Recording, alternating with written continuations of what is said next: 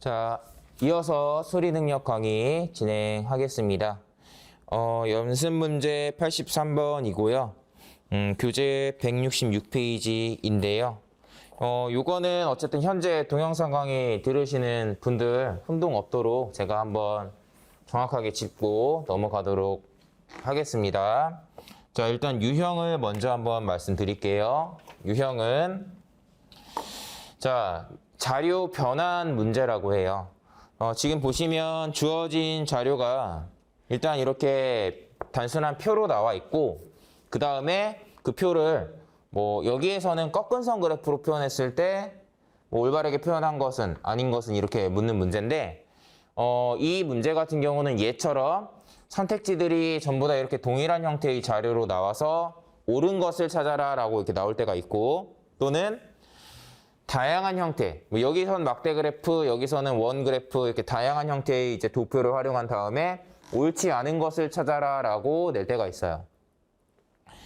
저는 옳지 않은 것을 찾아라 라고 하면서 다양한 형태의 도표가 나온다 그러면 웬만하면 실제 시험에서는 일단 넘깁니다. 이유는 다른 형태의 도표로 나올 때 대체로 숫자를 그대로 쓰는 경우는 막대 그래프 정도밖에 없어요. 대부분은 뭔가 비율로 바꾸거나 이렇게 하면서 가공을 하거든요. 그걸 매 선택지마다 일일이 확인한다는 게 되게 번거로워요. 굳이 확인을 한다면 뭔가 크리티컬한 부분을 볼 거예요. 다시 얘기하면 꺾은 선 그래프를 가지고 문제를 낸다 쳐도 저는 뭘 볼 거냐면, 만약에 이거 다른 선택지랑 다 상관없이 그냥 이런 게 만약에 옳지 않은 것을 찾아라 라고 하면서 주어졌다라고 합시다. 이거 5개 언제 비율 다 확인해서 이거 정오 체크할 거예요? 안 푸는 게 낫죠. 근데 만약에 확인한다면 저는 이렇게 할 거라고요. 뭘 할 거냐면 실제로 이런 비율이 이렇게 쭉 내려가는 이런 뭔가 추세인지, 왜? 꺾은 선 그래프가 보여주고 싶은 내용은 변화하는 증감의 추세거든요. 그런 부분을 보는 거예요. 그래서 그 다음에 제일 비율이 낮았을 때 실제로 40%보다 살짝 큰지, 그 다음에 역전을 이렇게 다시 뭔가 상승 곡선을 이렇게 이뤄내서 50% 이상 올라가는지, 요 정도만 보지 이게 52.4인지 52.3인지 54%인지 이걸 가지고 신경 쓰진 않아요. 이해돼요? 자, 그렇기 때문에 만약에 그런 식으로 나온다고 해도 약간 이 도표의 특성, 이 도표가 나한테 보여주고자 하는 게 뭐냐라는 부분을 생각을 해서 약간 이렇게 약간 크리티컬한 부분들 위주로 이렇게 보면서 푸는데, NCS 시험에서는 안 푸는 게 나을 때가 있어요. 이 피셋 시험에서는 피셋 기출 문제로 공부를 많이 하시는 분들 같은 경우는 대체로 이런 문제가 매 기출마다 하나, 2개 정도는 들어가 있어요. 연습은 되겠지만 피셋이라는 시험은 시간이 많이 이렇게 주어지는 시험이고, 저도 똑같이 5급 피셋을 푼다 그러면 대체로 문제당 2분 좀 넘게 주잖아요. 그쵸? 저도 5급 피셋 문제를 제가 만약에 제 실력으로 풀면은 저는 시간 거의 다 쓰긴 하거든요. 시간이 남진 않아요. 근데 다 풀고 시간도 거의 다 쓰게 되는데, 대체로 이런 문제 풀 때는 시간이 좀 오래 걸리는 편이에요. 다른 문제에서 시간을 좀 아끼고 많이 쓰게 되는데, NCS 시험에서는 안 푸는 게 낫죠. 그 값어치가 다르단 말이에요. 시간의 값어치가 다르기 때문에 NCS 시험에서는 대체로 안 푸는 게 좋은데, 많이 나오면요, 그래도 얘네보다 더 쉬운 애들이 있으면 걔네 위주로 먼저 보는 거예요. 그러다가 시간이 만약에 남으면 그땐 보겠죠. 그런 느낌으로 봐주시고요. 자, 저희가 이런 자료를 저희 교재에서는 이런 형태의 유형을 저희 교재에서는 많이 다루진 않거든요. 다만 좀 대비를 하고 싶다 하시는 분들은 최근 10개년 민경채랑 피셋 다 기출 받아서 이런 애들 위주로 연습해 보시면 될 겁니다. 연습 집중적으로 해보면은 제가 얘기했던 부분, 좀 크리티컬한 부분만 본다라는 게 무슨 맥락인지 좀 이해가 될 수 있을 거예요. 그래서 한번 그런 애들을 모아놓고 언젠가 날 잡고 한 번에 풀어보는 게 좋아요. 오늘 하나 풀고 내일 모레 3일 뒤에 또 하나 푸는 이런 느낌이 아니라, 이런 문제만 10개, 20개를 한 번에 모아놓고 풀어보면서 맥락을 좀 파악을 하는 거죠. 그렇게 나중에 한번 해봅시다. 네. 어쨌든 그런 거고. 자, 여기서 이제 동영상 강의 지금 현 시점에서 듣고 계시는 분들 수정사항이 있어서 한번 짚고 갈 건데, 일단 지금 화면에 보이는 것만 봐도 좀 눈치를 챌 수 있겠지만, 현 시점에서는 어쨌든 선택지 1번이랑 선택지 3번에 나와 있는 이 그래프를 좀 바꿔놨거든요. 제가 실수로 잘못 올려놓은 부분이 있어서 그걸 바꿔놨는데, 어쨌든 지금은 여기 화면에 나오는 이 지금 칠판에 나와 있는 얘네 기준으로 설명을 드릴게요. 혼동이 없었으면 해서 안내 드립니다. 교재는 사실 미리 지금 수정은 다 해놨습니다. 얘가 수정된 거죠. 자, 보겠습니다. 자, 일단 저희가 체크해야 되는 정보가 뭐냐 같이 나올까요, 이게? 위에서 그냥 봅시다. 자, 전체 표본 중에서 동반 인원수가 3인 이상인, 그러니까 요거 전체 중에서 요 3인 이상인 애들이 차지하는 비중, 그 추이를 물어보죠. 실제로 그 추이를 물어보고 있어요. 자, 그러한데 1번이랑 2번만 비교해 볼게요. 자, 1번이랑 2번 중에 뭐가 맞고 뭐가 틀리냐. 옳은 것을 고르라는 문제가 대체로 쉬운 이유가 뭐냐면, 옳은, 그러니까 정답에 해당하는 애가 있고, 그 다음에 오답을 만들려면 여러분들 어떻게 만들겠어요? 오답을 만들 때 어떻게 하죠? 자, 이거 별거 아닌데 잘 봐봐요. 이 정도만 좀 화면에 볼까요? 이게 약간 인적성에서 공간지각 능력 문제를 풀 때도 좀 약간 해당하는 건데, 뭐냐면 옳은 것을 찾아라라는 건 이게 정답이 1번이에요. 자, 옳은 것을 찾아라라고 내는 문제는 대체로 정답을 기준으로 뭔가 오답을 만들 때 어떻게 하겠어요? 여기에서 한두 개 정도 이렇게 바꿔서 만들겠죠. 그러다 보니까 좀 어떤 특성이 있냐면, 예를 들면 물론 항상 그런 건 아니지만 여러분들 잘 참고를 하세요. 예를 들면 지금 여기에는 선택지 4번 정도? 자, 얘만 지금 보시면 얘만 조금 너무 높죠. 오답을 억지로 만들었기 때문이에요. 그러니까 이런 애들은 그냥 애초에 답이 아닐 거다라고 좀 이렇게 지워버릴 수도 있어요. 너무 특이한 값이 갑자기 툭 들어간 애들. 그래프 모양이 너무 다르네. 좀 그런 애들 좀 이렇게 미리 지워버릴 수 있고, 뭐 5번도 같은 맥락이에요. 좀 이상합니다. 이런 느낌으로 좀 체크해 볼 수 있다는 거. 다만 공간 지각 능력에서는 저는 무조건 이런 식으로 접근하지만 수리 능력에서는 그러면 안 되겠죠. 정확하게 풀어야 됩니다. 자, 어쨌든 설명을 한번 해보겠습니다. 자, 다시 얘기하지만 이게 55.2냐 57.1이냐 이런 디테일한 숫자가 맞냐 틀리냐를 따지는 게 아니에요. 애초에 추이를 물어봤죠? 질문에서도 그런 정도만 체크하면 됩니다. 예를 들면 선택지 1번이랑 2번을 비교하고 싶으면 이게 이 두 번째 연도의 값이 57.1이냐 실제로 48.4냐 이걸 따지는 게 아니라 그냥 구분만 하면 돼요. 이게 내려가냐 실제로 올라가냐 이 정도만. 그리고 이걸 둘을 구분할 수 있게 해주는 기준인 50%가 되게 간단하게 계산할 수 있는, 확인할 수 있는 값이잖아요. 그러니까 09년도 자, 1481분의 717 50% 되나요 안 되나요? 안 되죠. 그러니까 그냥 간단하게 얘가 아니란 말이에요. 이런 식으로 뭔가 여러분들이 얘네 둘을 비교했을 때 이게 좀 다르네. 자, 50% 기준으로 좀 비교해 보면 되겠어 라고 생각해서 체크를 하시면 되고, 자, 맞아. 1번이랑 3번을 만약에 본다 그러면 어떻게 해요?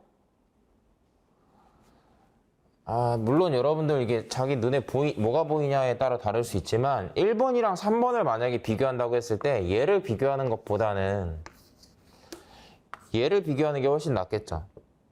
똑같이 50% 기준으로도 확인할 수 있고 숫자 차이도 많이 나니까. 그러니까 2013년도 거 기준으로 누가 되고 안 되고를 좀 이렇게 비교할 수 있을 겁니다. 그래서 마찬가지로 얘도 뭐 50% 기준으로 체크를 하면 2013년도가 50%가 안 되거든요. 그래서 얘도 또 아니다. 이렇게 지워나갈 수 있겠죠. 그런 식으로 소거를 하다 보면 답이 나오는 문제였고요. 어쨌든 한 번 정도 그냥 이렇게 체크하고 갈 유형이고, 아까 얘기했지만 이런 유형을 열심히 여러 개 대비해야 되는 분들은 말씀드렸죠? 피셋, 민경채, 기출문제 한 번에 몰아서 얘네들 모아서 풀어보시는 거 나쁘지 않습니다. 자, 한번 해봐요. 자, 넘어가겠습니다. 자, 여러분들 그 다음에는요. 85번 한번 볼게요. 85번에서는 선택지 2번 볼 거예요. 85번에 선택지 2번. 네, 이렇게 하면 다 보이네요. 85번 선택지 2번입니다. 교재 168페이지예요. 자, 선택지 2번만 보겠습니다. 자, 종사자 규모가 250인 이상인 기업들, 얘네들 말하고요. 무역 수지는 여러분들 무역 수지라는 말은 되게 흔히 나오는 자료이기 때문에 그냥 알고 있어야 되는 애들이고요. 어떤 경우에 흑자이고 어떤 경우에 적자인지 알고 있어요? 수출이 많으면 흑자라고 하죠? 그런 개념 정확하게 기억하고 계세요. 이걸 굳이 각주를 봐야지만 풀 수 있으면 안 됩니다. 자, 무역 수지가 해마다 증가하였대요. 즉, 교역액으로 보는 거니까 여기에서 얘를 뺀 값, 여기에서 요거를 뺀 값, 여기에서 요거를 뺀 값. 그 차이가 무역 수지이고 그 차이가 매년 증가했다라고 하고 있죠. 그러면 뭐 예를 들면 이거 8만 정도 차이 나네요. 8만 조금 안 되는 차이예요. 자, 요거는요. 13만 정도 차이 나네요. 요거는요. 12만 8천 정도 차이 나죠. 그렇죠? 이렇게 체크해서 무역 수지가 해마다 증가하는 건 아닌가요? 이렇게 체크를 할 수 있어요. 자, 물론 제가 적당히 계산했었지만 해도 답이 나오죠. 이렇게 할 수도 있는데 다른 방향을 한번 그냥 보여드리고 싶어서 설명을 드리는 거고, 자, 다른 방향이라면 뭐냐면 이렇게 대충대충 빼서 답이 나오기 애매할 때 또는 뺄셈을 하는 게 좀 귀찮을 때를 얘기하는 건데, 뭐 이렇게 봐도 돼요. 이게 아까 전에 얘기한 거랑 비슷한 맥락인데, 대체로 같은 항목들의 숫자 차이가 서로 다른 항목들의 숫자 차이보다 더 적을 때가 있어요. 적을 때가 많겠죠.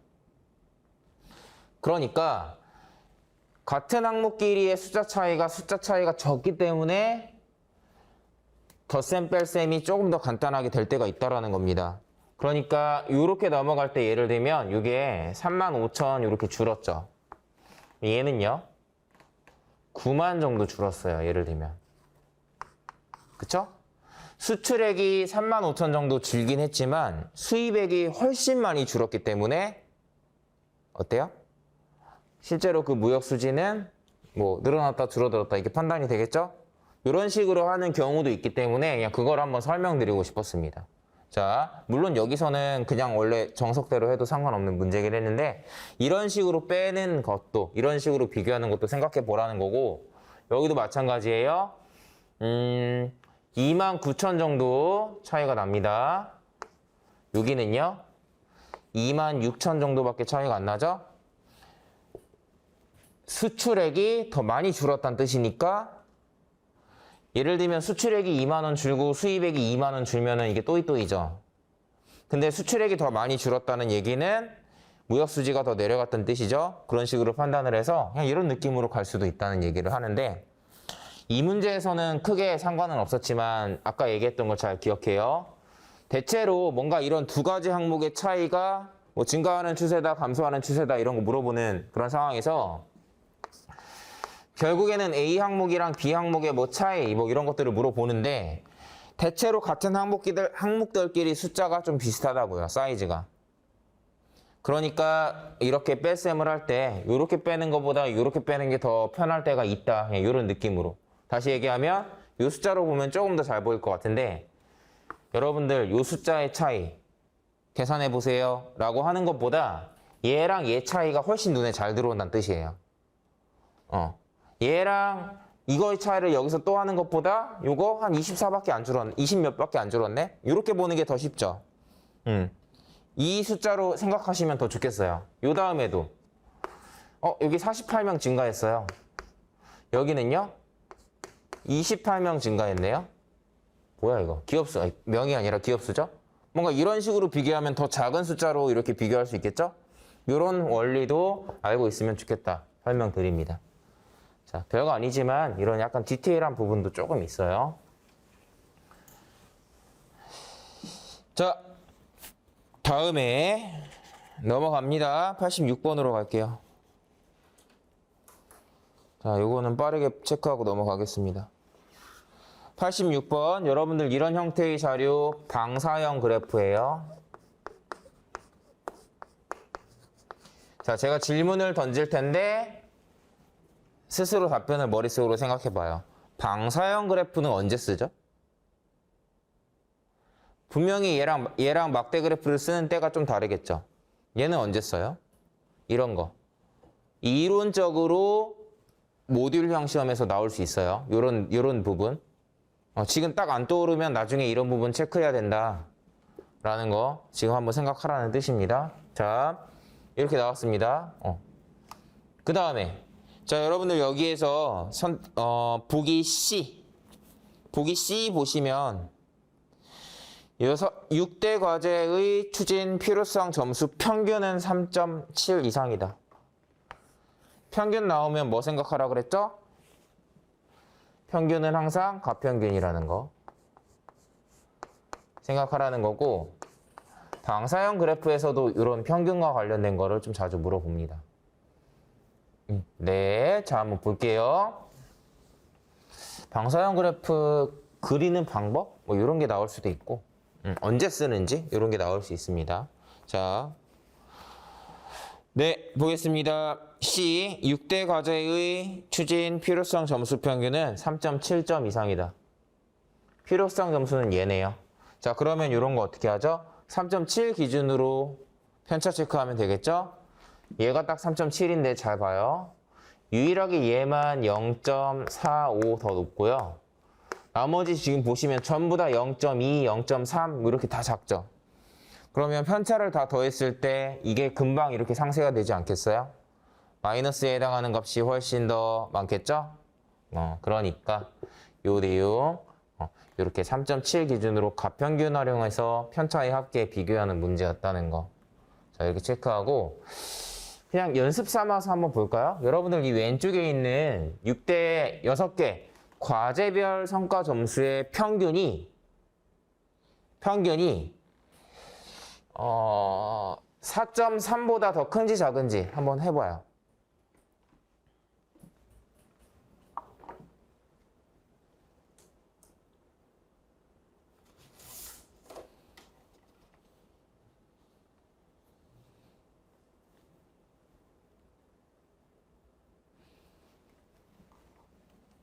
자, 뭐 어렵진 않았어요. 어려운 게 아니라 그냥 해보는 거죠. 겸사겸사. 소수점 쓰지 않겠습니다. 여기 8.2, 82 차이. 430, 510이라고 생각하면 82 차이죠. 자, 46인가요? 계산하기 싫어요, 이런 거. 자, 요렇게. 자, 이렇게 되는데 4.3 기준으로 보니까 제가 지금 소수점 생각 없이 그냥 자릿수 상관없이 계산한 거거든요. 아무렴 요거 두 개 딱 더하면은 83이죠. 마이너스. 이렇게 해서 마이너스 1 남는다 체크되고, 플러스가 좀 더 크니까 평균이 4.3 이상이다 라고 이렇게 확인할 수 있겠습니다. 네, 자 이렇게 체크하면 되는 거였고요. 방사형 그래프 오랜만에 나와서 한번 봤습니다. 나머지는 그냥 여러분들 간단하게 확인할 수 있는 내용이었어요. 넘어갑니다. 자, 그 다음에는 88번 볼게요. 자, 주요국 통화의 대원화 환율에 대한 자료이다 라고 합니다. 여러분들 NCS 시험에서는 이렇게 환율에 대한 어떤 정보를 이렇게 준 다음에 그걸 이용해서 푸는 문제가 수리 능력에서는 뭐 이런 느낌으로 나올 수 있고, 또는 뭐 문제 해결 능력 파트, 자원 관리 능력 파트에서 뭐 이런 느낌으로 나와요. 몇 월 며칠 환율이 얼마일 때 해외 출장을 가기 위해서 우리나라 돈 얼마를 유로로 바꾼 다음에 출장이 뭐 2주 뒤에 끝났어요. 2주 뒤에 환율이 또 달라지겠죠? 돌아올 때 다시 그 남은 돈을 우리나라 돈으로 환전을 했다. 얼마 남았냐. 뭐 이런 식으로 어떤 돈을 가지고 다른 나라 화폐로 바꾼 다음에 또 환율이 달라지고 그걸 다시 우리나라 돈으로 바꿨을 때 얼마인지 막 이런 것들을 물어보는 케이스가 종종 있거든요. 그래서 환율이라는 개념을 여러분들이 잘 기억을 하셔야 됩니다. 제가 정확하게 기억 안 나는데 옛날에 인터넷에서 막 밈 같은 거 있잖아요. 한때. 지금은 좀 약간 철진한 밈인데 요런 거 있었어요. 요런 단위. 이거 알아요? 1 엄복동이라는 단위예요. 그때 막 이게 장난이죠. 그 영화 있었잖아요. 그 영화 가지고 관객 수가 적었어요. 몇십만 명인가 그랬는데 그냥 그 단위를 막 이렇게 얘기해가지고 뭐 예를 들면 다른 영화는 2만큼 관객이 있었다. 뭐 이런 식으로의 뭔가 사람들이 단위를 만들어가지고 이렇게 장난을 치는 막 이런 게 있었고, 예를 들면 A라는 선수 뭐 그냥 이민용이라고 합시다. 제가 뭐 예를 들면 축구 선수인데 몸값이 예를 들면은 뭐 그래도 유명한 선수인지 10억이에요. 근데 예를 들면 손흥민 선수는 몸값이 뭐 1000억이잖아요. 그러니까 손흥민은 저의 100배죠. 그럼 100 곱하기 뭐 이민용이다. 약간 이런 식으로 뭔가 그런 식으로 막 얘기하는 그런 밈 같은 게 인터넷상에서도 있었는데 그거랑 얘랑 똑같아요. 뭐냐면 단위라는 거는 그냥 이렇게 생각하면 돼요. 여러분들 2달러를 뭐 이렇게 쓰나요? 단위를? 얘는 그냥 숫자 2랑 숫자 2에다가 문자가 곱해져 있는 것 마냥 이 달러와의 가치가 이렇게 곱해져 있다라고 생각을 하면 되는 거죠. 이해되죠? 그냥 이런 거라서 그냥 여기 나와 있는 수치랑 이 달러의 가치를 별개로 생각하면 돼요. 이해되나요? 그리고 여기에 나와 있는 이 수치가 뭐예요? 여기 나와 있는 수치가 말 그대로 어떤 특정 화폐의 가치를 나타내는, 우리나라 돈으로 이렇게 표현하는 그런 내용인 거죠. 이런 것만 안 헷갈리면 되는 거죠. 자, 그래서 한번 여기에서 선택지 3번 한번 볼 건데요. 2015년 기준이고, 자, 유럽연합이랑 미국의 달러와의 가치를 비교하는 내용입니다. 한 번에 볼 수 없으니까 제가 옆에다 쓸게요. 선택지 3번인데요. 자, 15년 기준으로 200만 US 달러를, 미국 달러를 말하는 거고요. 유로화로 바꾸면 얼마 이상이다. 그 말은 여러분들 200만 달러의 가치를 따지는 거예요. 항상 이거의 가치가 180만 유로화는 이렇게 쓰나요?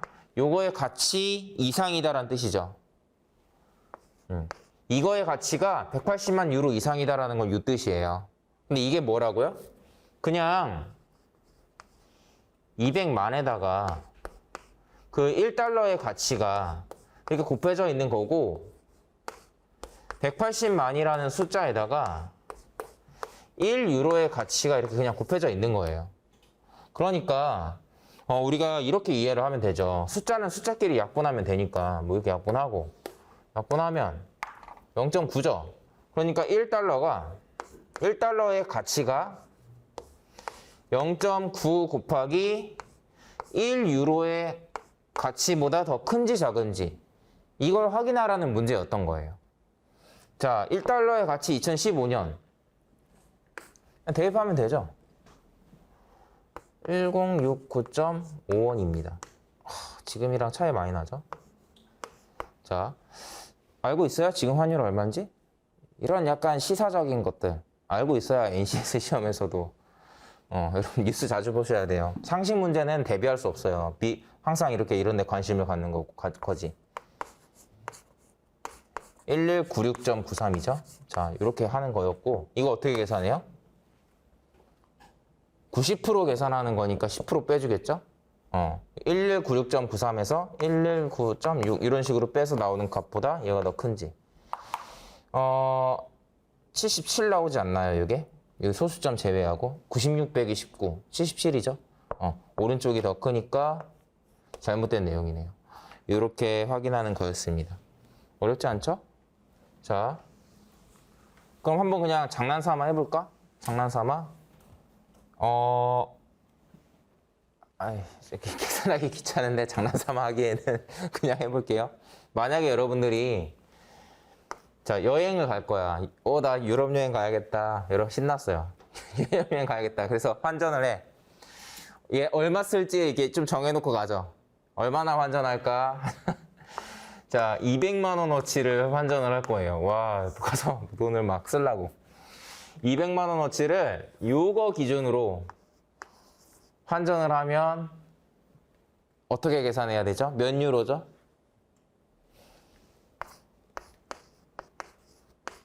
요거겠죠? 뭐 정직한 계산은 요건데 실전에서는 좀 더 현실 반영을 하면 수수료도 계산하고 유로화를 살 때 가격, 팔 때 가격이 다 달라요. 요걸로 정직하게 해주지 않아, 은행은. 수수료 장사를 하기 때문에 이게 환율이어도 유로화로 바꾸고 싶을 때는 요거보다 더 비싸게 바꿔요, 우리가. 그리고 우리가 유로화를 우리나라 돈으로 팔 때는 더 싸게. 예를 들면 요게 기준 환율인데 유로화로 바꿀 때는 1,600원으로 사야 되고 우리가 갖고 있는 유로화를 은행한테 바꿔줘 하고 이렇게 할 때는 예를 들면 1,550원으로 계산을 하게 돼요. 이런 장사를 해요, 은행들이. 망할 리가 없죠. 자, 그렇기 때문에 이게 이제 살 때 가격, 팔 때 가격이라고 얘기하거든요. 이런 표현도 나오는데 괜히 이제 그런 표현이 생소하면 갑자기 막 문제를 못 풀 때가 있으니까 이런 부분도 좀 기억을 하고 계세요. 자, 뭐 NCS 시험을 위해서 환전소에 가서 환전을 직접 해보진 않겠죠. 자, 어쨌든 이런 유형이 또는 어쨌든 이런 환율이라는 개념이 필기시험에 활용될 수 있습니다. 네, 자 됐고요. 그 다음에는 자 90번 보겠습니다. 90번의 A만 한번 볼게요. 네, 자 보겠습니다. 90번입니다. A만 딱 나와 있죠, 밑에 지금. 자, 원그래프 관련해서도 한번 물어볼까요? 나왔으니까. 원그래프는 언제 써요? 뭘 보여주고 싶은 거죠? 비율을 보여주고 싶은 거예요. 비율을. 전체에서 얘는 이만큼이나 차지해. 90도면 90도면 4분의 1이니까 25%겠죠? 그런 비율을 보여주는 자료인 거고 얘는 사실 반영이 잘 안 돼 있는데 원래 현실 반영이 잘 안 되죠, NCS가.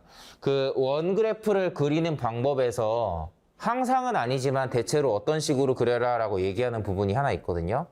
얘는 반영이 안 됐어요. 그게 뭘까요? 원그래프를 그릴 때 대체로 12시 방향부터 이렇게 그리라고 해요. 그러니까 그 말대로라면 원그래프는 일단 12시 방향에는 선이 하나 그어져 있어야 돼요. 12시부터 이렇게 하거든요. 근데 얘는 그게 반영되어 있지는 않죠? 무조건 그렇게 해라라는 건 아닌데 NCS라는 시험이 원그래프는 그런 식으로 그려라 라는 얘기가 대체로 그렇게 그린다라는 내용이 그 산업인력공단 매뉴얼에 나와 있습니다. 그런 부분 왜 굳이 언급을 하냐? 우리가 그런 이론을 따로 공부하기보다는 자료 해석 문제 풀면서 이런 게 눈에 익게 되거든요. 근데 12시 방향에 이렇게 있는 게 안 보일 때가 있겠죠? 아니었는데?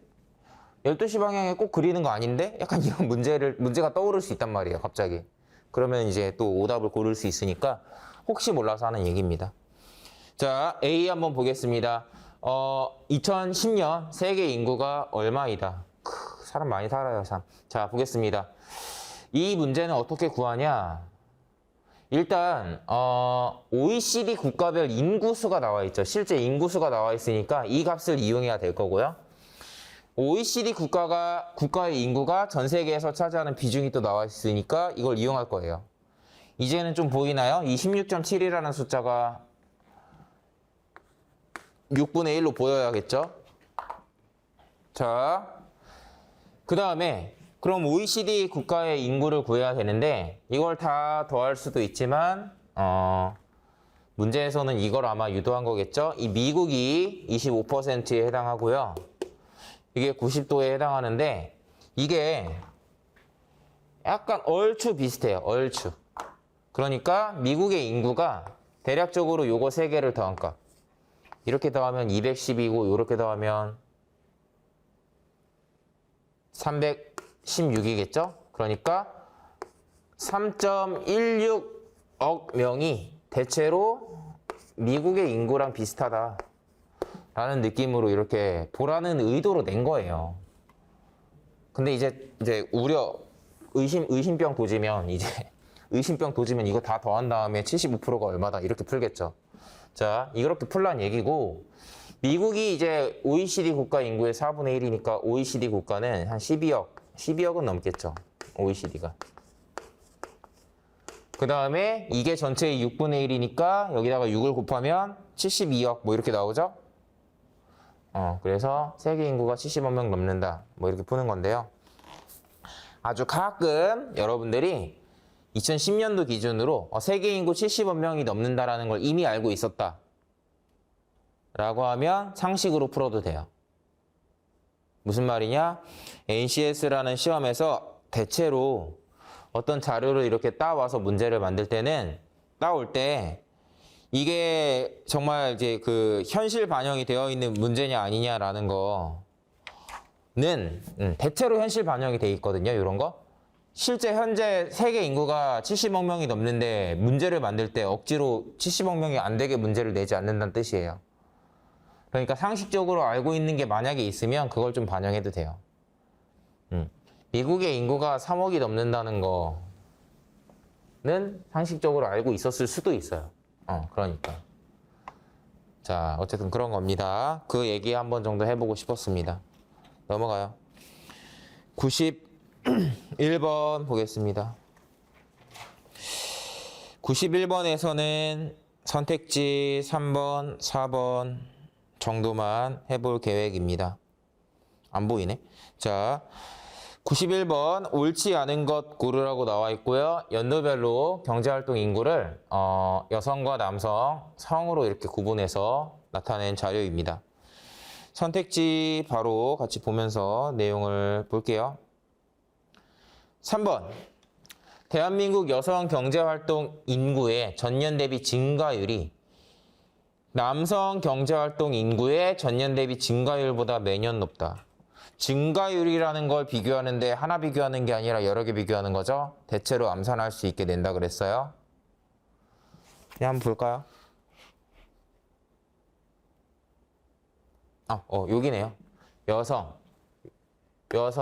요거 이렇게 요거 증가율 이렇게 증가하는 율이랑 남성 증가율 비교하라는 뜻입니다.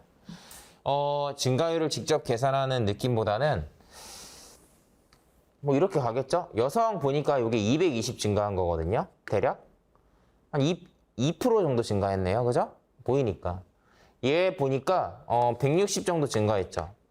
여기선 비율을 계산하지 않아요. 애초에 남성 경제활동 인구가 더 많았는데 증가량이 더 적으면 증가율은 더 낮을 수밖에 없으니까 굳이 계산하지 않습니다. 여기는 한 150 정도 증가했는데요. 그럼 여기도 비율 계산하지 말고 한번 볼까요? 여기 한 170 정도 증가했습니다. 그러면 여긴 좀 해볼 수도 있는데 170 정도 증가한 건 1점 몇 프로 정도 증가한 거예요. 거의 1% 살짝 넘는 느낌. 11,370에서 150 증가한 거는 한 13, 12% 정도는 증가한 것 같네요. 13% 정도 되는 것 같아요. 뭐 그런 느낌으로 이렇게 보시면 될 것 같고 애매하면 그 분수 비교하시면 돼요. 이렇게 눈으로 볼 수 있었으면 좋겠어요. 굳이 써서 설명 반복하지 않겠습니다. 이렇게 가는 거고 4번 볼까요? 선택지 4번. 그냥 여기서 자료로 바로 볼게요. 2014년 남성 경제활동 인구 대비 여성 경제활동 인구가 가장 높은 국가. 그러니까 남성 분의 여성 이 비율이 가장 높은 애가 캐나다이다라는 내용입니다. 자, 이렇게 묻는 경우에 어떻게 하라 그랬죠? 어떤 특정 비율이 제일 높은 애는 누구야? 라고 얘기하면 캐나다라고 얘기하고 있죠? 캐나다의 실제 비율을 먼저 가늠해요. 굳이 쓰자면 뭐 대충 요건데 여러분들 대충 이게 90% 정도라는 게 보이죠? 그러면 얘를 기준으로 자 나머지 애들 중에서 90% 기준으로 뭔가 비교할 만한 애가 있는지 보는 거죠. 그러니까 예를 들면 덴마크로 비교할 때 제가 여기다가 153을 뺀다고 생각을 하면 138, 1377 뭐 이렇게 나오는데 요 정도가 이제 90%에 해당하는 값이니까 실제로 덴마크도 거의 90% 정도에 해당한다라는 거 알 수 있죠. 자, 이런 느낌으로 본다는 거고 자, 프랑스는 어때요? 여기서 1, 5 이렇게 빼면 얼마 나옵니까? 137 이렇게 나오니까 이거 훨씬 크죠 지금 90% 이상이구나라는 게 보여요. 아 그래서 얘가 프랑스가 캐나다보다 높구나 라고 이렇게 체크를 하시는 거고요. 오늘 안 다뤄봤던 그런 패턴의 선택지 보기이기 때문에 한번 점검해 봤습니다. 자, 이런 느낌으로 봐주시고요. 93번 한번 보겠습니다. 자, 93번은 한번 제가 풀어 볼게요. 자, 일단 93번도 현 시점에서 자료가 이렇게 수정 반영되어 있고요. 해당 내용 제가 뭐 이미 수정해 놨고 관련 내용 홈페이지에 있는 공지사항에도 올려놨으니까 참고하시면 됩니다. 자, 해볼게요. 그냥 여기 보면서 한눈에 보기 어려우니까 자료를 가능하면 절대로 한눈에 안 보이네요. 자, 제가 일단은 빠르게 풀기 위해서 밑에 나와 있는 자료도 한번 써볼게요. 여기다 쓸게요. 밑에 막대 그래프로 나온 공채 의존도 있죠? 공채 의존도를 쓰겠습니다. 478, 431.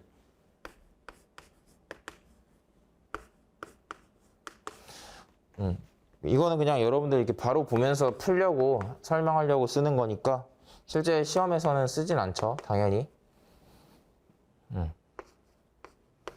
자, 요거고요. 네, 그 다음에 기억 보겠습니다. 기억은 잠재적 부담률이 가장 높은 국가. 잠재적 부담률이 가장 높은 국가의 조세 부담률이 가장 높다라고 하니까 네, 잠재. 이게 가장 높은 애가 조세 부담률이었나요? 조세 부담률도 가장 높다라는 이런 얘기를 하고 있어요. 한번 기억 확인해 보겠습니다.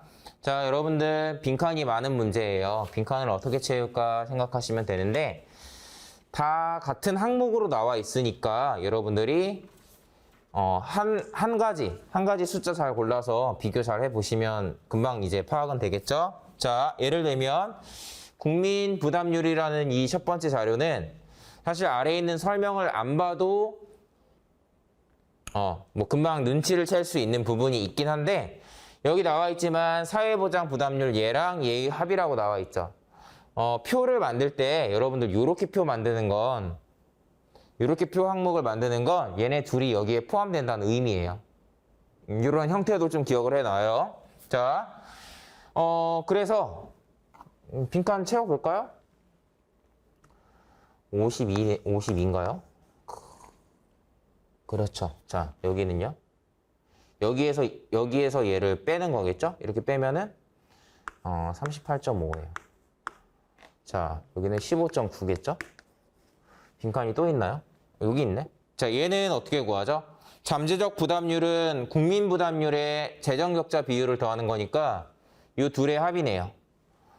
67.5고요. 44.6입니다.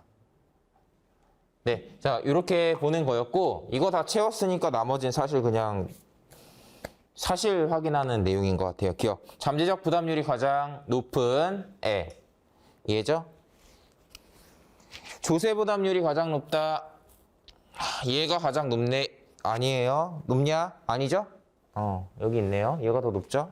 기억은 아니고. 니은 공채 의존도가 가장 낮은 국가의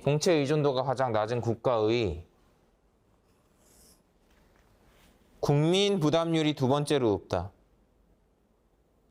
국민 부담률이 두 번째로 높다. 맞네요. 첫 번째, 두 번째 맞죠? 네, 니은은 맞는 내용이고요. 디귿 사회보장 부담률이 가장 높은 국가. 2죠? 공채 의존도가 가장 높다. 아니네요. 그쵸? 근데 뭐 리얼. 잠재적 부담률이 가장 낮은 국가. 이건 그냥 바로 볼 수 있네. 잠재적 부담률이 가장 낮은 국가. B네요. 자, 그래서 니은과 리을이 맞는 내용입니다.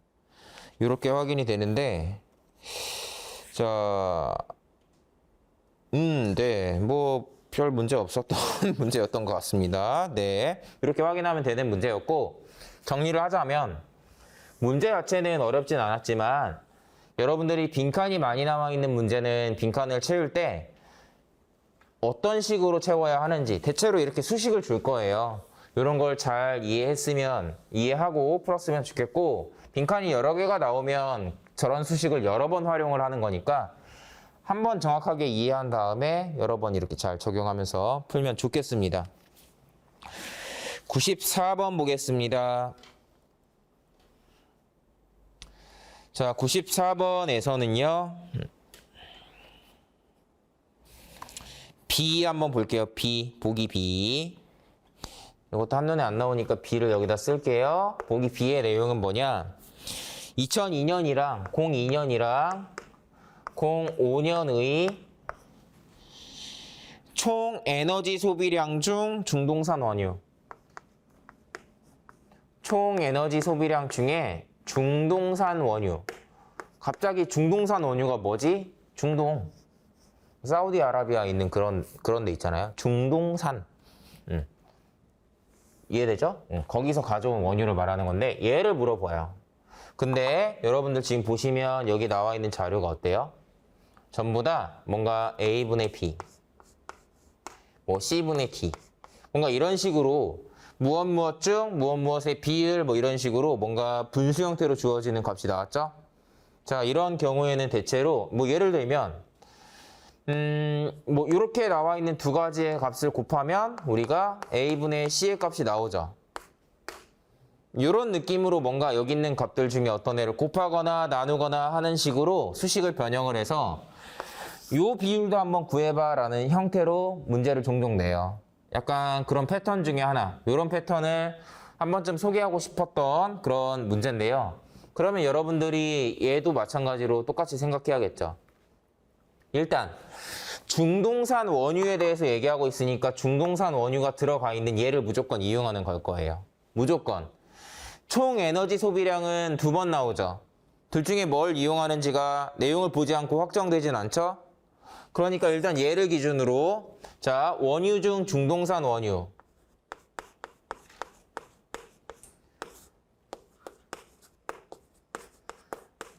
글씨 너무 못 쓴데?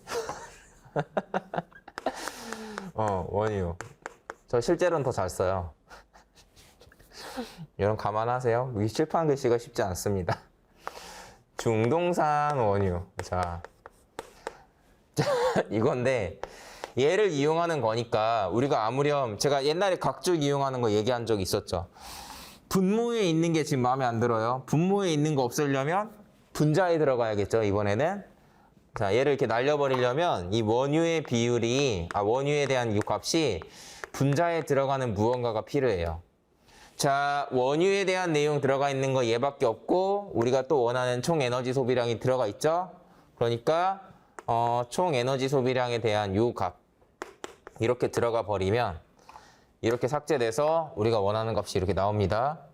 이런 문제는 그냥 별거 아니에요. 그냥 보면 남이 하는 거 보면 여러분들이 직접 필요한 값을 구하기 위해서 얘랑 얘를 곱하면 되네, 얘랑 얘를 뭐 나누면 되네, 이런 것들을 좀 직접 여러 번 해봤으면 좋겠습니다. 이거고요. 결론은 여기서 얘기하는 게 이 두 개의 곱이죠. 두 개의 곱이니까 얘를 곱하기 얘예요. 그냥 빠르게 해볼게요. 02년도 단위 생략합니다. 75 곱하기 50이고요. 05년도 80 곱하기 45예요.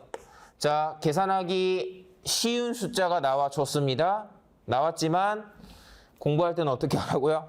이게 어렵게 나올 수도 있으니까 어렵게 나온 경우를 가정해서 계산 연습을 꾸준히 해야 되는 거고, 그런 여러 가지 계산 방법을 적용해보는 연습을 또 해야겠죠? 자, 그래서 어떻게 계산하는 거였나요? 약분하고 이렇게 하는 거는 얘기하지 않을게요. 이 숫자가 이렇게 나왔을 때만 이용 가능한 거니까. 어떻게 하는 거죠? 두 가지. 첫 번째, 짝을 지어서 볼 때 이걸 비율로 보냐. 비율로 본다는 건 45에서 50이 이렇게 될 때는 여러분들 5 증가했죠? 45의 10%는 4.5예요. 그거보다 더 큰 차이니까 10% 이상의 차이고요. 자, 이쪽으로 볼 때 75에서 80 똑같이 5 차이지만 10%가 안 되죠?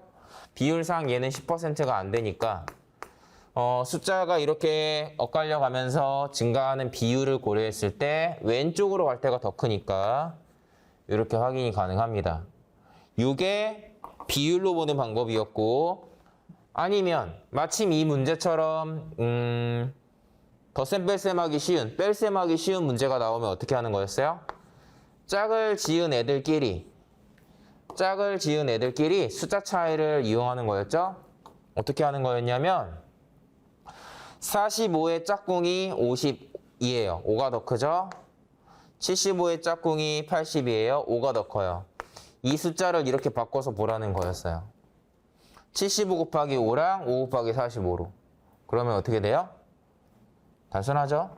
이거 똑같이 들어가니까 왼쪽이 더 크다 똑같이 나오죠? 이렇게 비교하는 것도 있습니다. 자주는 아니지만 종종 활용할 때가 있을 거예요. 자, 그래서 이런 방법도 알고 계셨으면 좋겠습니다.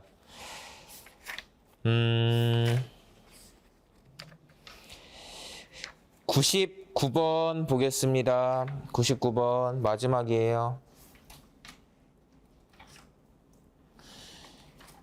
자, 99번에서는요, 선택지 2번 볼 겁니다. 요것도 한 번 정도 체크해 드렸던 문제 같은데, 패턴인 것 같은데. 자, 한번 보겠습니다. 복지를 제외하면, 자, 99번, 교재 182페이지 2번입니다. 복지를 제외하면 기타의 지출 비중은 나머지보다 매년 크다. 그러니까 2020년도를 생각하면 이렇게 3개를 더한 값이 얘보다 크냐 작냐 물어본 거죠. 물론 비교할 만은 해요. 덧셈 뺄셈 잘하면 그냥 해도 되죠. 그런데 이게 항목이 여러 개가 나올 수도 있잖아요. 지금은 얘랑 3개만 더하면 되지만 뭐 경우에 따라서는 항목이 더 많아질 수도 있어요. 그런 것들을 매번 더해서 매년 확인한다는 게 번거롭기 때문에 이때는 어떻게 확인하죠? 기억나시나요? 요런 패턴, 흔한 패턴은 아니지만 기억을 해두세요. 뭐냐면 이 경우에는 기타에다가 곱하기 2를 하고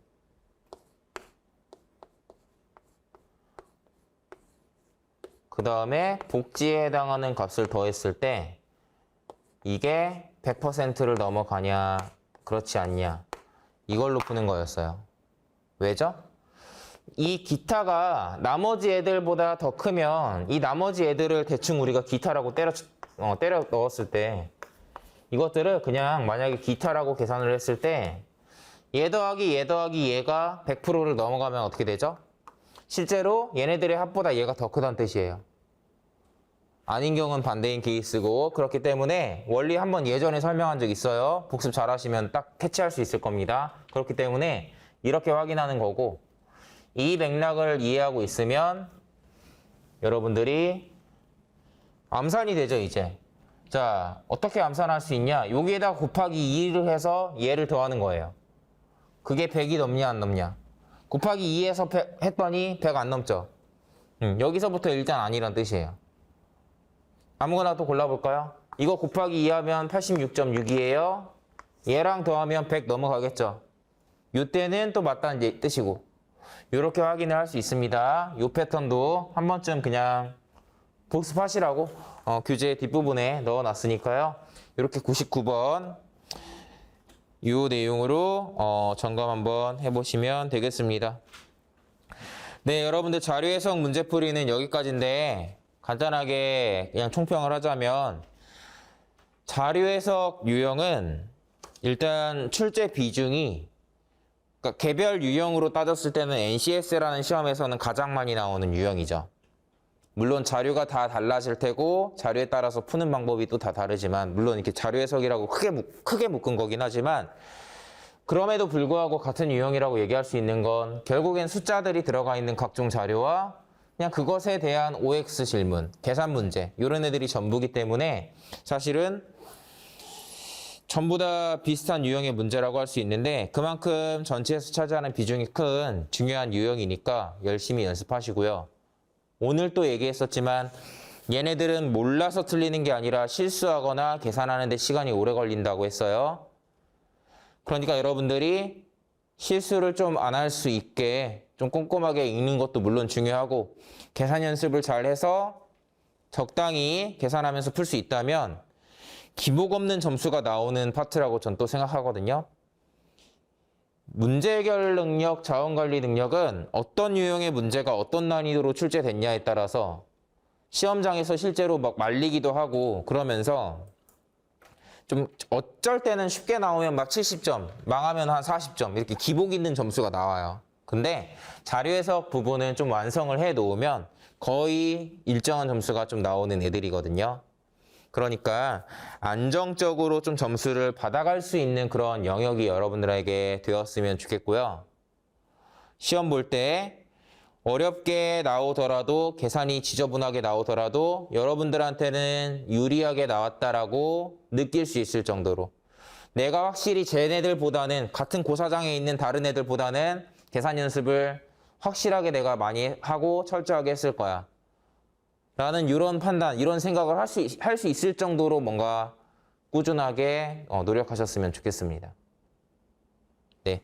자, 자료 해석에서는 뭐 목표치를 잠깐 드리자면 자료 해석은 예를 들면 15문제가 실제 출제되잖아요. 15문제가 만약에 출제되면 여러분들은 20분에서 22분 사이에 풀 수 있을 정도의 실력이면 돼요. 15문제라고 해서 15분 아니에요? 물론 쉽게 나오면 15분에 되겠지만 그렇지 않은 케이스를 얘기하는 겁니다. 이 정도도 괜찮아요. 30분 오버되면 그건 좀 안 되죠. 문제당 1분 이상의 시간이 좀 보통 들어도 괜찮습니다. 대신 정답률은 90% 이상이 나와야 돼요. 몰라서 틀리는 게 없어요. 실수만 안 하면 맞힐 수 있어요.